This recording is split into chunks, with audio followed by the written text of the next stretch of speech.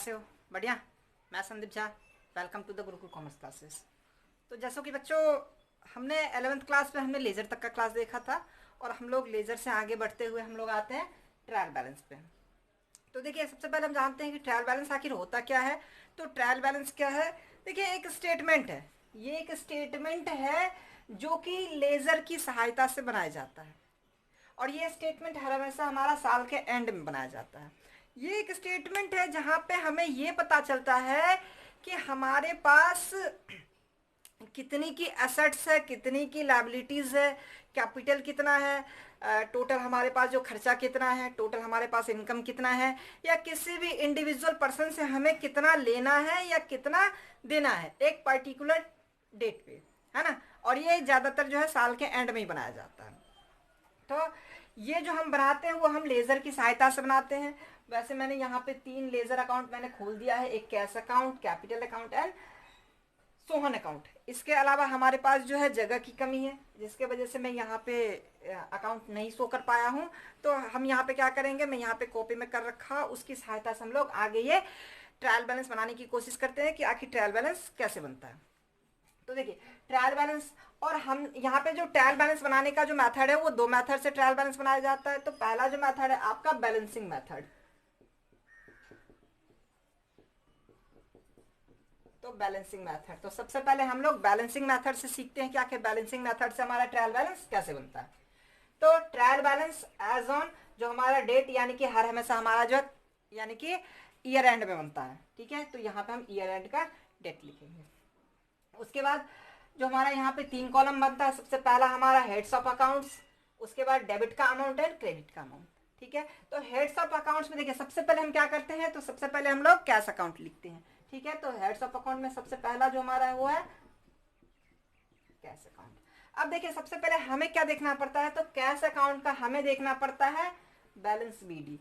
यानी कि हम क्या करते हैं, हमने लेजर में देखा था कि सबसे पहले हम ईयर के यानी कि मंथ के एंड में हम लोग क्या करते हैं, सीडी निकालते हैं और वो अगले डेट में क्या हो जाता है, तो जस्ट अपोजिट साइड वो बीडी हो जाता है। तो हमें क्या करना पड़ता है, तो बीडी बैलेंस को देखना पड़ता है कि बीडी बैलेंस हमारा डेबिट साइड है या बीडी बैलेंस हमारा क्रेडिट साइड है। तो कैश में हम देखते हैं कि हमारा जो है बीडी बैलेंस वो हमारा कौन सा साइड है, ये हमारा डेबिट साइड है। तो हमारा जो कैश का अमाउंट जाएगा, कैश अकाउंट का जो अमाउंट जाएगा वो हमारा जाएगा डेबिट साइड में। कितना? 10,020।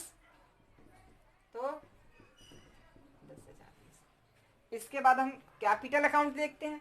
तो सबसे पहले हेड्स ऑफ अकाउंट में हम लिख देते हैं कैपिटल अकाउंट, और कैपिटल अकाउंट का फिर हम देखेंगे बैलेंस बीडी। तो बैलेंस बीडी का अमाउंट ये कौन सा साइड है आपका, क्रेडिट साइड है ना। 40,000 क्रेडिट साइड है, तो हम लोग कहाँ पे दिखाएंगे, क्रेडिट साइड में दिखाएंगे 40,000। ठीक, इसी तरह से हम आगे देखते हैं सोहन का। तो सोहन अकाउंट, तो सोहन के अकाउंट में कितना है, तो बैलेंस बीडी इसका भी क्रेडिट साइड ही 18,000, तो हम सोहन का भी क्रेडिट साइड में लिखेंगे 18,000। ठीक है, अब ऐसे ही हमारे पास एज ऑन और भी हमारा जो है बैलेंस दे रखा है। तो देखते हैं कि कौन कौन सा बैलेंस दे रखा है। तो सबसे पहले रहा आपका परचेज अकाउंट, तो हम लिखेंगे परचेज अकाउंट, और परचेज अकाउंट का जो दे रखा है वो आपका बैलेंस दे रखा है 79,000, वो दे रखा है आपका डेबिट साइड में। 79,000 आपका दे रखा है डेबिट साइड में। ठीक है, उसके बाद आपका सेल्स अकाउंट,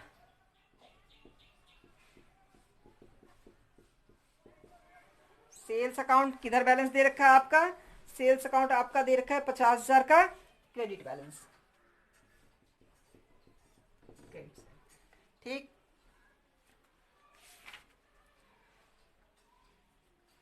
उसके बाद आपका दे रखा है रमेश का अकाउंट, यानी रमेश अकाउंट।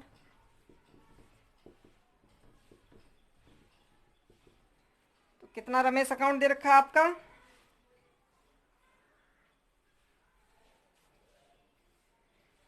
सॉरी, रमेश का कोई बैलेंस निकल के नहीं आ रहा है। रमेश का जो है debit side and credit side 20,000 equal हो रहा है। और अगर कोई बैलेंस नहीं निकलता है तो वो बैलेंसिंग मेथड में कहीं नहीं जाता है ना। ट्रायल बैलेंस, जब हम बैलेंसिंग मेथड से ट्रायल बैलेंस जाते हैं बनाते हैं, और उसमें अगर हमारा बैलेंस सी डी या बैलेंस बी डी कुछ निकल के नहीं आ रहा है तो उसका हम लोग क्या करते हैं, तो कोई भी अमाउंट यहाँ पे ट्रांसफर नहीं करते हैं। तो दोनों साइड आपका इक्वल है। उसके बाद आपका हो गया ड्राइंग अकाउंट।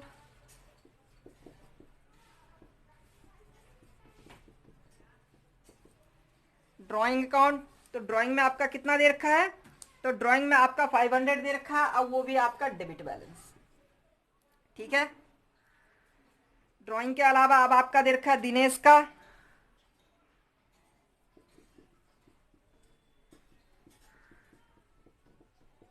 दिनेश अकाउंट दे रखा है। दिनेश अकाउंट आपका कितना दे रखा है, तो दिनेश अकाउंट भी आपका दोनों साइड इक्वल है, कोई बैलेंस नहीं आ रहा है तो कोई अमाउंट नहीं जाएगा। इसके अलावा आपका डिस्काउंट अकाउंट है।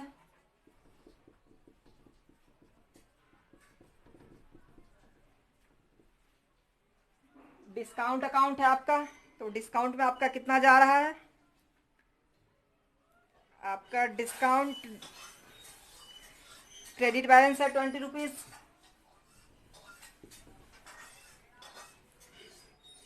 इसके अलावा आपका सैलरी अकाउंट है।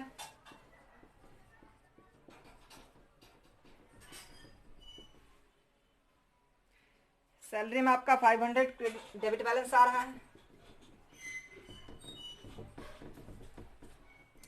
तो ठीक है, अब आपका टोटल हो गया। अब हम क्या करते हैं, तो दोनों का अमाउंट को हम लोग क्या करते हैं, टोटल करते हैं। और देखिए इसमें जो सबसे बड़ी बात है ये है कि टोटल आपका दोनों इक्वल आना चाहिए। आपका डेबिट का अमाउंट एंड क्रेडिट का अमाउंट टोटल जो है वो इक्वल आना चाहिए। तो देखते हैं कैसे कैसे हो रहा है आपका 79,000, 1,000, 80,000 यानी 90,000, 20 है ना। इसका भी देख लेते हैं, आपका 15, 14, 19,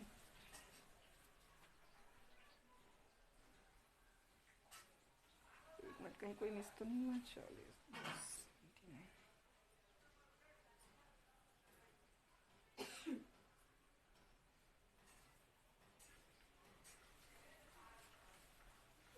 सोहन अकाउंट, सोहन का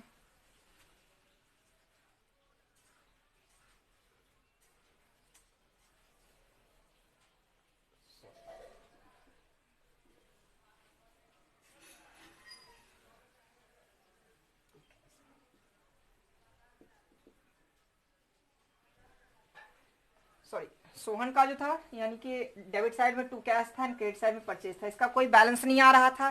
तो यानी कि सोहन का कोई बैलेंस नहीं आ रहा था, सोहन का भी बैलेंस नहीं आएगा यहाँ पे।